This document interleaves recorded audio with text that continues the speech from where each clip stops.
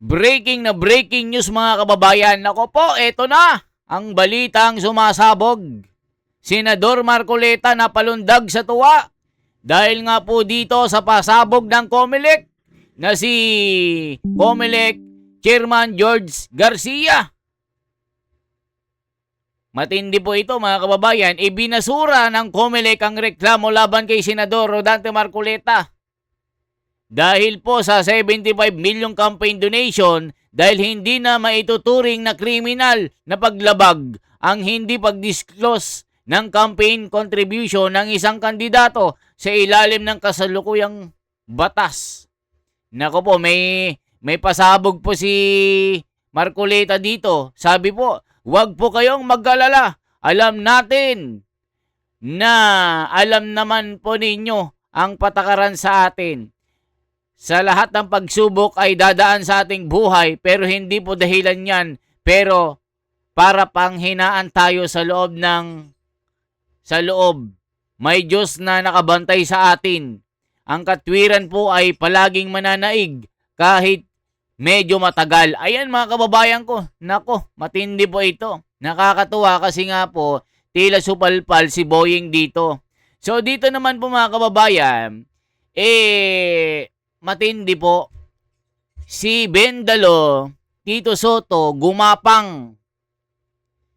Talagang binira ni Senator Alan Cayetano. Alam nyo po si Senator Alan Cayetano, na interview ko po ito, napaka-humble nito.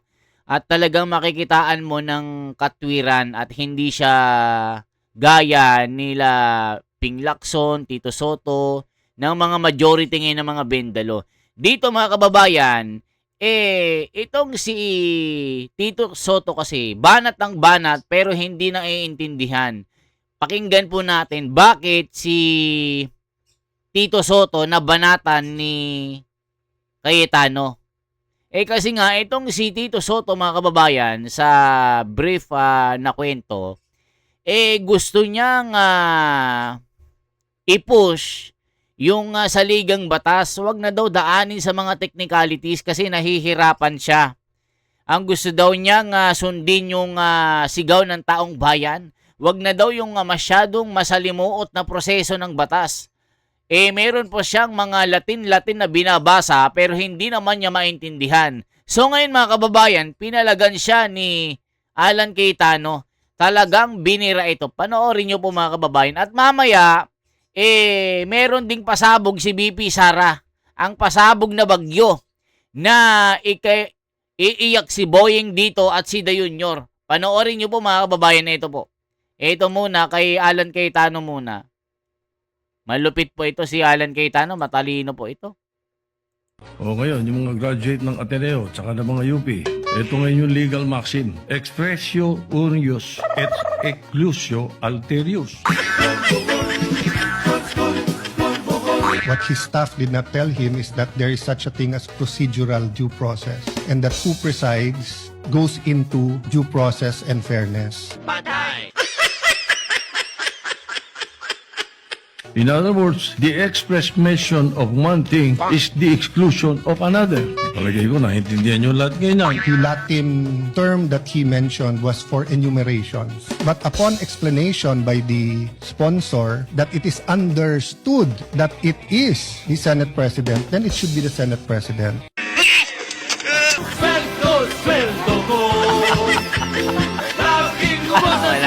Sa publiko yun sa akin. At sinasabi ng publiko ngayon, nanonood sa atin, dapat you should not resort to too much technicalities kasi ang public interest ang iniisip nila rito. They want to expedite the proceedings. They want the trial, not rules. Dun sa sinabi ni Senate President Soto that ang gusto ng tao ay mag-umpisa na. Precisely, kanina pa dapat tayo nag-umpisa kung nag-preside ang Senate President. Mula Apari hanggang Ulo, buong bansa, Bulaga. Lang iya mga kababayan. No? Kaya nabira ni Alan Cayetano. Isipin nyo, wag na daw daanin sa mga technicalities. Wag na daw daanan sa mga mahihirap na terminologies. Masyadong masalimuot. Nahihirapan na ako dito. Sabi nyo, syempre siya lang ang nahihirapan doon. Kasi nga ayaw niyang sundin yung proseso. Gusto daw niyang sundin yung sinasabi ng taong bayan. Eh bakit yung flood control hindi niyo pag-usapan? Pag pinag-uusapan, tahimik kayo ni Bendalo, ni Erwin Tuplok dito. Sasabihin nyo, chismis lang kasi nga yung mga pangalan nyo nakalista. Tapos hahamunin ni Erwin Tulfo, pag may nakita kayo na pangalan ko sa libro ni Cabral, magre-resign ako. Ngayon na, mag-resign ka na. Bobo! Sabi nga ni Atty. Gadon na isang bobo din hanggang ngayon nagpapagamit. Dating idol ko yan si Atty. Gadon, kaso ngayon nakakabwisit na rin Di ba sasabihin, maganda ng pamumuhay ng mga Pilipino. Bobo! So dito mga kababayan, magbasa po tayo ng ilang mga komento. Magugulat kayo sa mga komento. Ito pinipili nyong pambato. Ayun sabi ng komento. Ito ba ang pinipili nyong pangbato? Katatawanan, sayang ang sinahod nyo dito kay Iskul Bukol. Minsan lang kumana ng Latin word, ligwak pa. Genius yarn. Nako po, sabi ni Luis King. Iskul Bukol talaga. Puts, tumanda ng paorong. Nako po. Jordan Lamboho. Jose Alberto Bernardo. Iskul Bukol ka talaga. Mula apari hanggang hulo. Pinakabobo. Mukhang nagsisisi nang nagbigay sa kanya ng maleta. Jordan Lamboho. Tutat Soto. Nako po mga kababayan ko. Iba talaga kung nasa totoong school ka kumpara sa section lang ng Iskul Bukol. Ginoy Sambois, patawa talaga. Sana nag-itbulaga na lang ito. Bendalo, Rule, Tae Kasoto, Lloydy Romero, Alexander Manyalak. Mula noon hanggang ngayon, komedyante ka talaga. Bobo ka, sabi ni kay Lenash Axley. Umasa na naman sa Google si Soto. Umpisa pa lang, butata na agad ang Itbulaga. Ayan mga kababayan ko. Isipin nyo kung ano-anong mga sinasabi nung nagsalita na yung totoong abogado, suplak pala. Isipin nyo, gusto nyang expedite? Gusto nyang wag nang sundin yung proseso? Gaya ni Chis Escudero ngayon, naiipit ngayon. Ginigipit na naman ng ombudsman. Kasi nga, hindi sumunod sa script na 12. At si Ping Lacson gustong gawing 14. Di ba mga kababayan ko? Kasi nga yung dalawa, di ba, akala nila si Chis Escudero ay mahahawakan nila sa ulo. Pero ngayon, tila bumaliktad. Si Chis Escudero, sinunod yung 2/3 na boto sa impeachment. So ngayon mga kababayan, yung pasabog ni Zulaika, panoorin po natin, may pasabog po dito. Nako po. Ito po ang pasabog natin, si Zulaika po, meron pong pasabog na matindi. Ito, pakinggan nyo po ito mga kababayan. Magugulat po kayo. Dito nyo Prepare for makikita. Typhoon Inday. Iyan na. Typhoon Inday na. Purely administrative, like ilan daw ba ang guest na pwede lang ilang seats ang pwede ma-allocate ng Senate sa guest ng defense. Sabi ko, we previously communicated with the defense panel that they have 45 seats. So we just clarified the procedure, no? So that was the first question. The second was, doon sa holding area, can they bring in their own equipment? Of course. They asked if they can bring in a refrigerator, a coffee maker. Sabi ko, yes. And then whether they can engage their own caterer. So, yes. So, yun lang naman ang housekeeping, administrative, nothing to do with my clerk of court duties. It was me meeting them more as a secretary of the Senate to the chief of staff of the office of the vice president, rather than an impeachment court matter. Nothing about the case was discussed. Again, it was purely housekeeping, purely administrative. Sampina sa kanya ng impeachment court? No. That would not have been proper of me. Unang-una, ang naman dyan is the Sergeant at Arms who will do the service. Okay. Not the clerk of court, not the secretary of the Senate. Na po ba yung yeah. It was signed by the presiding officer last night. I had it picked up this morning. So, the subpoena is ready to be served at any moment. Sir, pwede hindi pa, diretso na sa kanya since nandito naman na siya? Hindi. At that time, wala pa sa akin yung subpoena Kasi pinakuha ko kanina umaga because I had to send it to Senator Cheese last night. Any information, sir, kung duly served na po yung subpoena kay Attorney Lopez? Sa ngayon siguro baka hindi pa. But I've discussed this with the Sergeant at Arms, ready naman siyang ipaserve yun. So definitely within the day, the Chief of Staff, Attorney Lopez, will be receiving the subpoena. Sec, nagsabi po ba si Attorney Zulaika kung present si V kapag humarap siya as witness? No, again, nothing about the trial was discussed, so even that matter was not discussed. Of course, yung security arrangement was discussed kung sakaling pupunta si VP in any of the trial days. Sabi ko, we're always ready to coordinate. No? In fact, I had the Sergeant at Arms with me in the meeting. I had also the head of our protocol. So again, it's purely administrative. But she did say if darating sa Tuesday, sir. No, hindi. Walang indication at all. Basta prepared lang kayo. Basta sa prepared lang, security. such that if any decision is made for the Vice President to come in, both parties will be ready. And that's something that Attorney Zulaika also wanted to assure kanila, yung security for VP. Yes, yes. Sabi ko, ready naman ang aming Sergeant at Arms, ready ang aming protocol office to render the appropriate assistance. Whenever we get notified, if the VP will come in any day at any day in the future. Sir, paano po binaring up ni Attorney? Sergeant at Arms, I was with the head of our protocol office. Wala po So siya- everything is on the level. Everything was nothing secretive about it. Wala po Ayan mga kababayan, may pasabog po si Attorney Zulaika. Matindi po ito mga kababayan, kaya magugulat na naman yung mga bendalo dito. O may ipapanood ako sa inyo mga kababayan ha. O ito po, tignan nyo po ha. Magugulat kayo dito. Matindi po ito. Talagang tignan nyo po ito mga kababayan ha. Talagang magugulat kayo dito sa pagiging kupal ni Bendalo.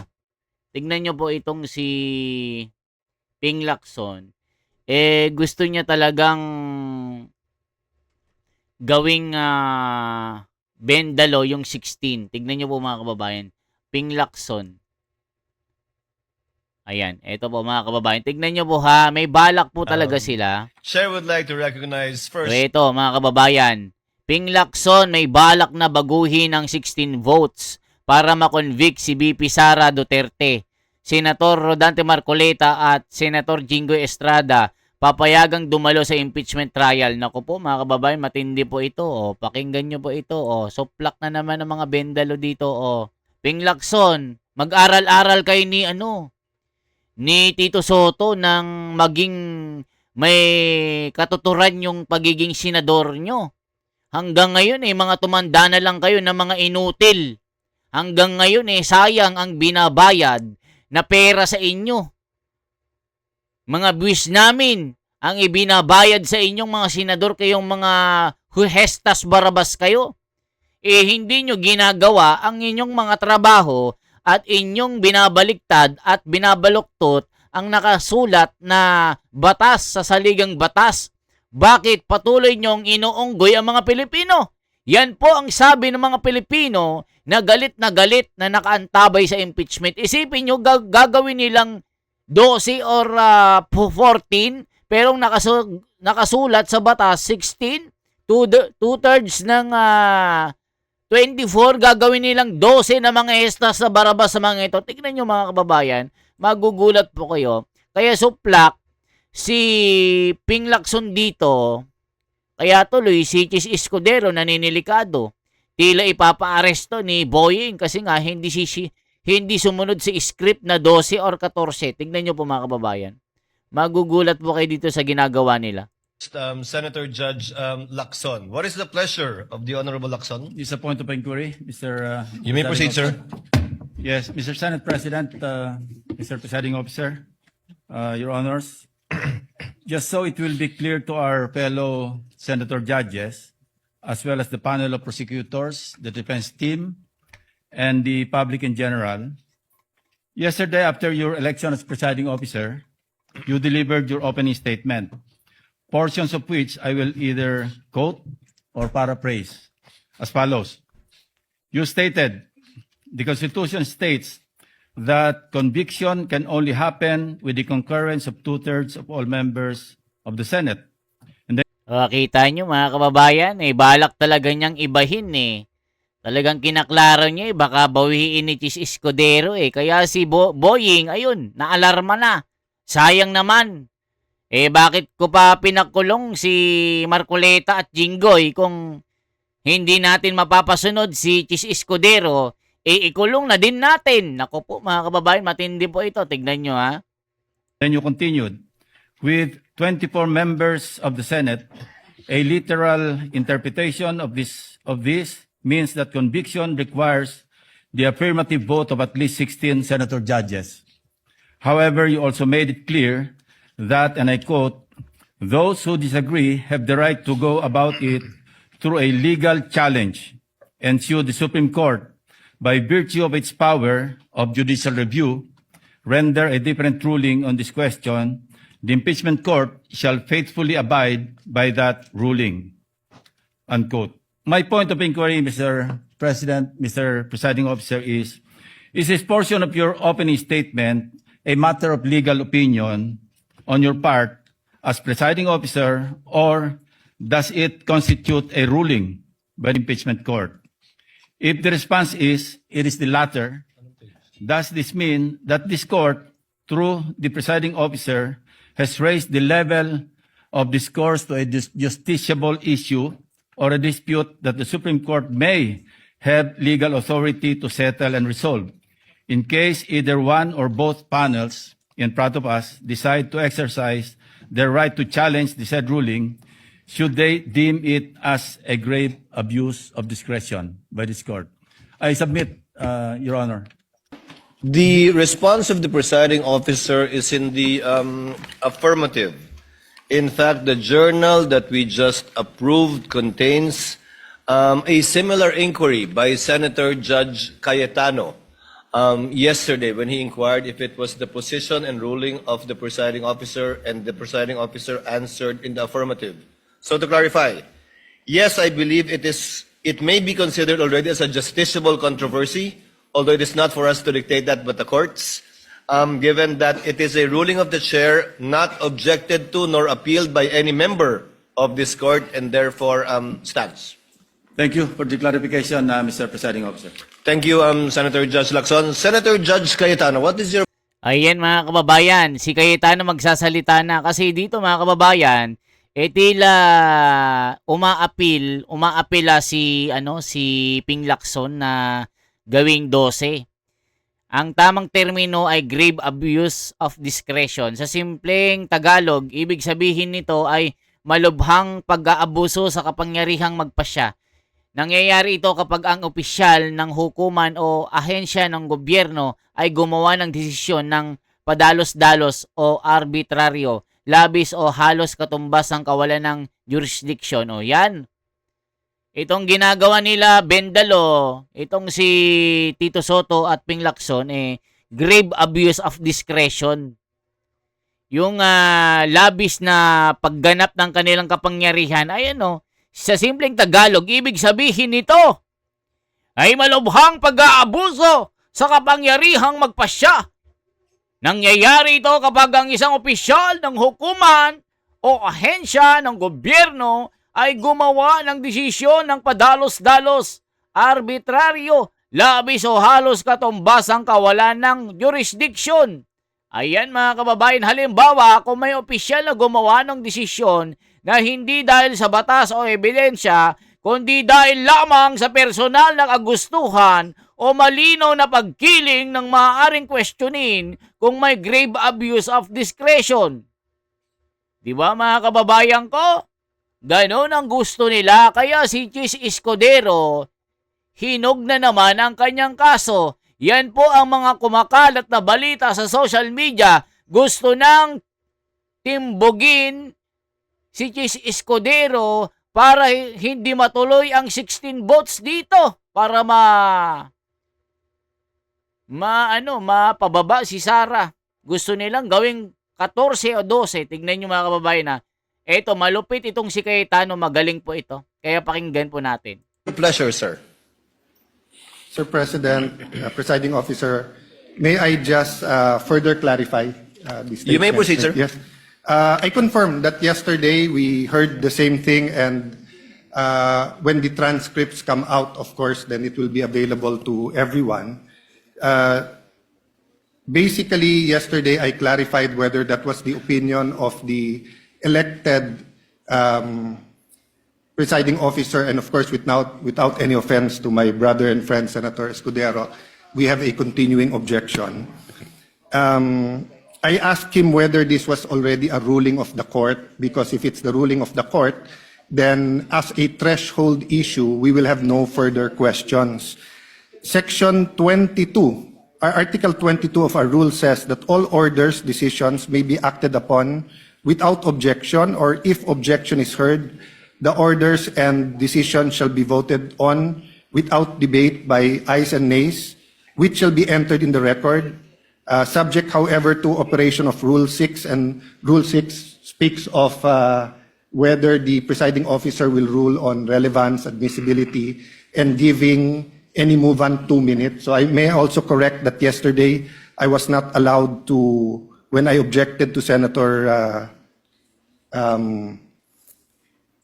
Lacson, I should have been given 10 minutes in accordance with Section 22. But I do admit that before that, in the point of order, Senate President Gatchalian was liberal in allowing us to explain. Anyway, everything has been explained yesterday as the constitutional issue of the presiding officer, and since you allowed us to submit in writing, we will do so.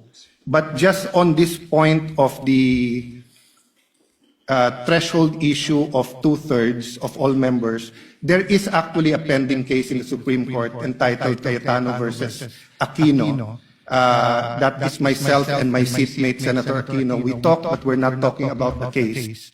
So actually, you're correct, Senator Lacson, that anyone can go on this issue itself.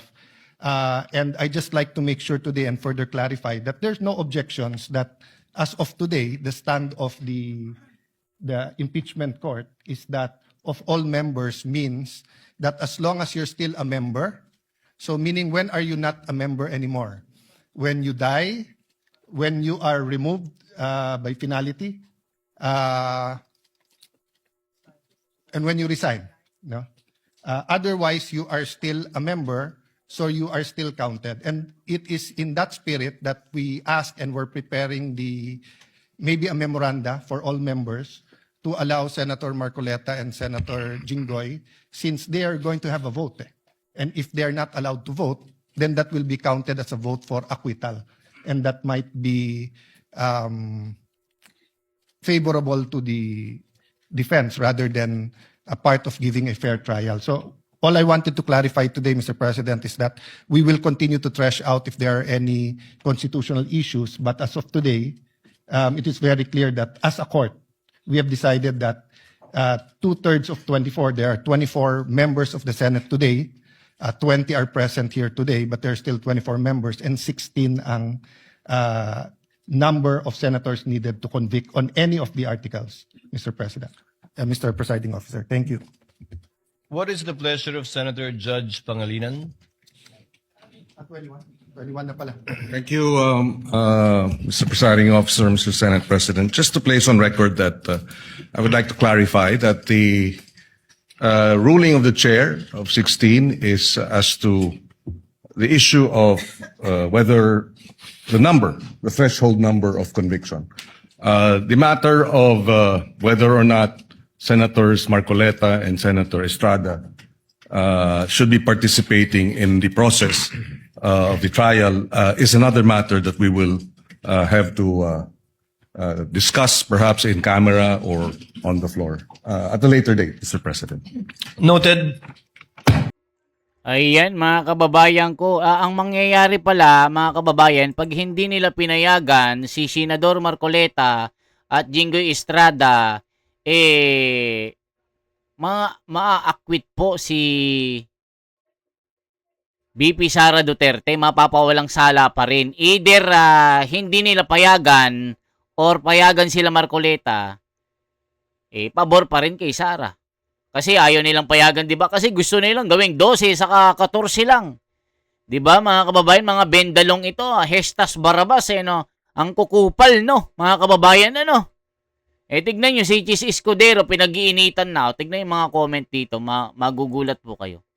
Talagang sapul na sapul sila sa pagmumuka. Kinakabahan na si Pinky, sabi ni JL Tapanan. You cannot bend mga bangag alays, taong bayan ang makakalaban nyo, makakabangga nyo. Tignan nyo mga kababayan ko. Okay, we will make 18 Marines. Nako po, stress na si Ping. Nako po, Pinky ka lang. Kaigit na si Period. Nako po, nagbabasa naman sus. Ano ba yan, Pinky? Sabi ni Cherry Ala. Bakla na to. Hala ka, Jonas. Mas high-tech na naman kumpara kay Index Queen. Nako po, mga kababayan ko. Madami tong skeleton in the closet si Mr. Pinky. Nako po, takot kasi mabawi ang maleta. Hala ka. Mga kababayan ko, ayan ang sinasabi natin. Kasi nga gusto talaga nilang ibendalo. 'Di ba? Nagkamali sila mga kababayan kahit pala hindi makaboto, hindi nila mapa-attend kasi ayaw nila 'Di ba? Sandigang Bayan, nagsabi na daw na wag nang payagan si Jinggoy na makaboto sa online 'di ba? Yung online video conferencing, ayaw na nilang payagan na makaboto, pati si Marcoleta, yari kayo. Kung hindi nyo papayagan, ma-acquit talaga si Sara dito. Di ba mga kababayan ko? Ano masasabi nyo po? Mga kababayan, magkomento kayo, talagang mga bendalo, wala na, nasupal pala naman ni Cayetano dito. Talagang hindi nila kaya ang tunay na abogado. Di ba? Yes, ayos yan, balitang yan. Pierjas 9415. Salamat, makakalabas na si Idol. Yes, makakalaya ang aming kapatid na si Caro Dante. Ayan po mga kababayan ko, ang dami nagko-comment. 'Di ba? Ano bang sinasabi ng mga komento dito? Ayan sa Yoli na taga Isabela, shout out sa iyo, Ma'am Mirna Aurab, Gaspar Beltran at JJ at sa mga kababayan natin. At shout out kay Vincent Tabige. Ayan, mga kababayan. Tila makakasama tayo sa July 13 sa impeachment. Maaaktuhan po natin kasi nga, imbitado po tayo ni Senator Alan Cayetano at ng kanyang staff na makapunta doon. Isipin nyo mga kababayan, pangarap ko lang noon na makita ko rin ang sinasagawang impeachment. All of the sudden po na-invite tayo kasi sa pamamagitan ni Vincent Tabige mga kababayan, sinama po ako. I-comment sa baba pagka nagkita kami ni Erwin Tulfo, anong mga tanong ang gusto nyong maiparating kay Senator Alan Cayetano at kay Robin Padilla. At kung sino pa na pwede kong malapitan at matanong. Kasi masasaksihan po natin ang impeachment ni Sara at baka makita ko rin si Sara doon. Okay po? I-like at i-share ang video ito. Salamat po mga kababayan. At i-follow nyo po yung page ko dito sa The Wonders Philippines mga kababayan. Kasi alam nyo naman, ina-unfollow ako ng mga Hestas Barabas na mga tangalista. Ito po mga kababayan, yung ating page. Ito po. Ayan, ito po yung page ko mga kababayan. Ayan, The Wonders Philippines. Meron na po tayong 500,000 plus, kalahating milyon na followers dyan. Mga pictures lang po yung mga pinopost ko dyan. Mga photo lang. Minsan lang po ako mag-post sa mga video. Pero pagdating ko ng Senado sa July 13 mga kababayan, mag-upload tayo, baka mag-live po tayo, okay? I-follow nyo po yan para madagdagan kasi yung mga tangalista, binabash po ako. Bakit daw kumakampi ako kay Senador Marcoleta? Bakit daw pinupuri ko ang mga Duterte? Nabayaran ba daw ako? Naku, nising ko po, walang bayad sa akin. Ako kumakampi ako sa katwiran at katotohanan. Kung ano ang sinasabi ni Senador Marcoleta at kung ano ang tinatayuan ng Iglesia ni Cristo, doon po tayo tumatayo, okay? Hindi po ako nababayaran kahit 5 duling dito, okay? Salamat po. At huwag kayong mag-skip ng mga ads para sa video natin para may pamasahe tayo papuntang Senado, okay? Sa July 13 kasi may pasabog po si Zulaika, yung abogado na staff ni Sara, may pasabog daw siyang babahan ng pasabog sa Senado, okay? Abangan nyo po ako. Kami ni Vincent Tabigues. Salamat po.